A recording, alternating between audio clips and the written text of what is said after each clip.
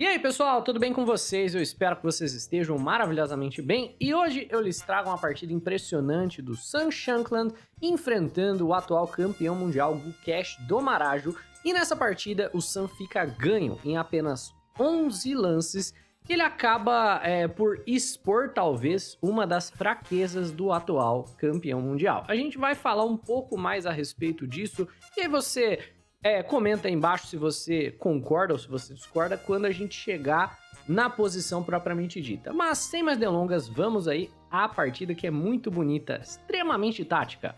Temos E4 aqui por parte do Sun Shankland e o Gukesh joga D6, a defesa Pirk, que é uma escolha pouco usual, vamos dizer assim.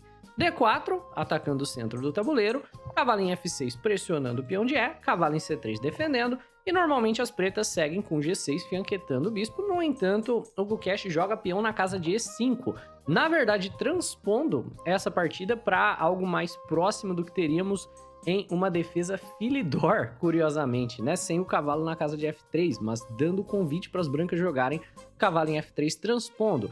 E esse E5 aqui pode parecer esquisito, porque parece que as brancas podem só tomar o peão, tirar o roque das pretas e ter um jogo excelente. Só que acredite ou não, no nível alto de jogo, né, essa é uma posição extremamente empatativa. Por mais que as brancas tenham uma leve vantagem de ter tirado o roque do adversário, provavelmente não vai importar, porque depois da troca de damas, jogar correr no centro não é grande problema, né? Então é uma posição relativamente empatativa e, por consequência, o Sun Shankland opta por manter material no tabuleiro, joga cavalo em F3 pressionando o peão de E, e nós temos cavalo em D7, que é a variante do leão da defesa Philidor.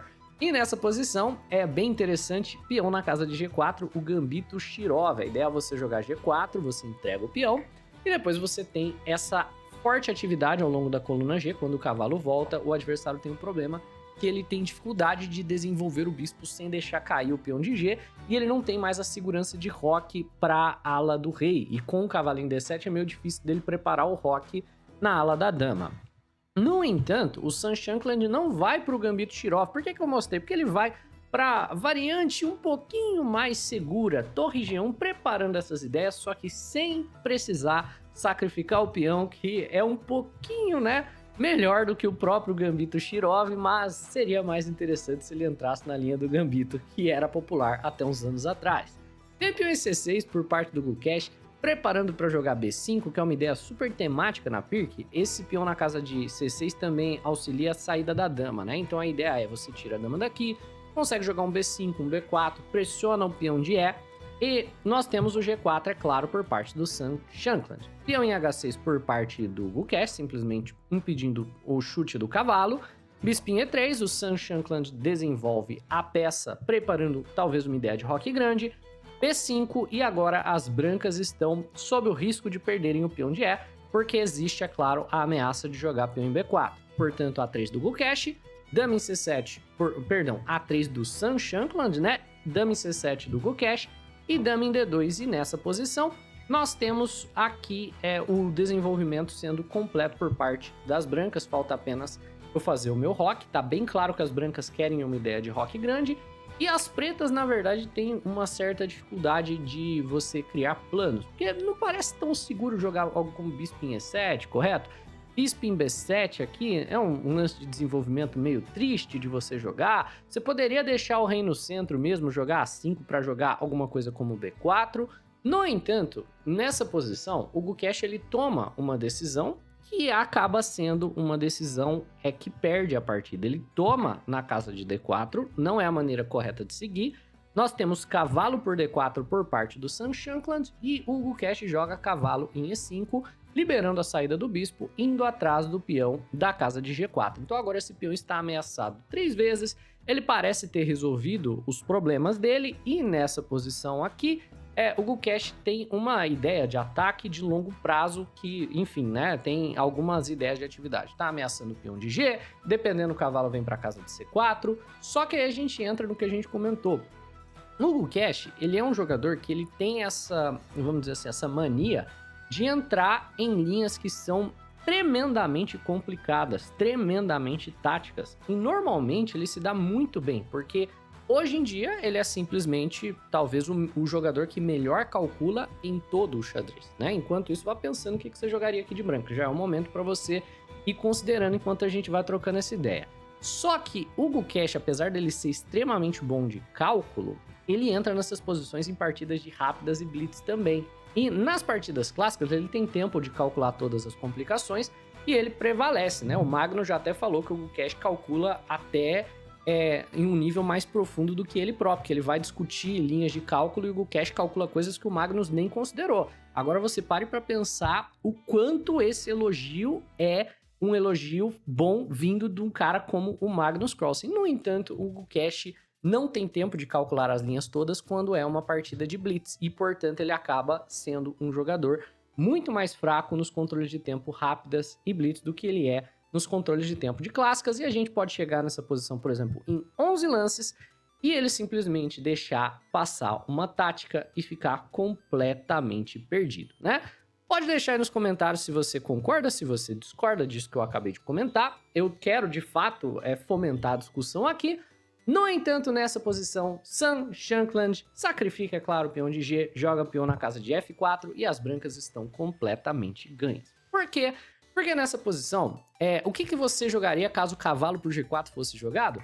Aqui eu espero que você tenha sido capaz de ver o absolutamente brilhante e devastador cavalo por C6.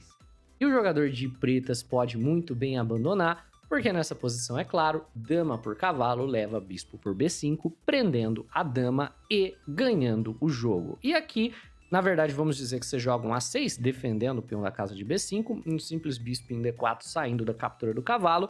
E o grave problema aqui para as pretas é não ter para onde fazer o roque, não ter segurança de rei. Então vamos dizer, dama por cavalo, não tem mais bispo por B5, roque longo por parte das brancas, bispo na casa de E7, H3 o cavalo tá preso e a gente também vai tomar na casa de G7, o cavalo de F6 tá bambo, tem pressão no peão de D. Parece que tudo deu errado para as pretas nesse exemplo, né?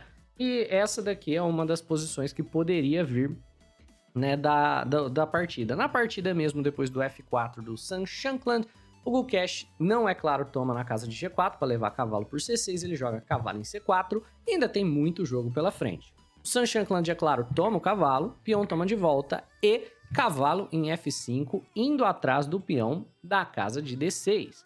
Torre em B8 joga o Gukesh pressionando o peão da casa de B2 e nós temos bispo em D4, que é uma defesa extremamente ativa por parte do Sun Shankland, que você não pode tomar na casa de B2 sem se colocar nesse belo ataque descoberto. Então, se torre por B2, por exemplo, o cavalo se move com o tempo na torre, e o problema não é um lance de cavalo imediato, o problema é a gente chuta o cavalo daqui e, vamos dizer, o cavalo não tem para onde ir. Nessa posição, os lances que você gostaria de jogar de cavalo vão levar o ataque descoberto em cima da torre, então você vai ter que jogar como cavalo na casa de G8 e você tá completamente passivo, já tem cavalo em D6 tirando roque, bispo toma, peão toma com tempo na dama, já estão vindo cheques pra cima desse rei, já estão vindo os descobertos de cavalo, né? Então, por exemplo, se dama toma, cavalinho E4 já ataca a dama, ataca a torre ao mesmo tempo e você vê os vários problemas aqui da posição do Gukesh. Então, bispo em D4 é maravilhoso por parte do Sun Shankland, temos bispo em E6 por parte do Gukesh, não tomando na casa de B2, é claro, e o E5 chutando o cavalo. D por E5 e bispo por E5 e parece que o Gukesh acaba levando um espeto. No entanto, dama em B6 sai com tempo na dama da torre da casa de G1, né? E um mero mortal tomaria essa torre, mas o jogador do nível do Shankland simplesmente volta o bispo pressionando a dama. E novamente, dama toma B2 é suicida por conta dos descobertos e por conta da ideia de torre B1. Então, dama em A5 joga aqui o Gukesh, pressionando um pouquinho a casa de F5. Temos o roque longo por parte do Shankland. Aqui é o momento que o sangue frio prevalece e o xadrez de alta qualidade vence. Olha só essa posição. Aqui, roque longo. E você pode estar se perguntando, pera, o Gukesh não está completamente ganho? Ele não tem bispo por A3 ganhando o jogo?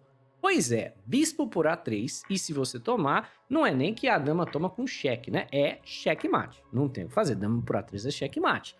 No entanto, bispo por A3, obviamente você não toma. Esse rock longo aqui do Shankland, ele foi absolutamente cirúrgico, né?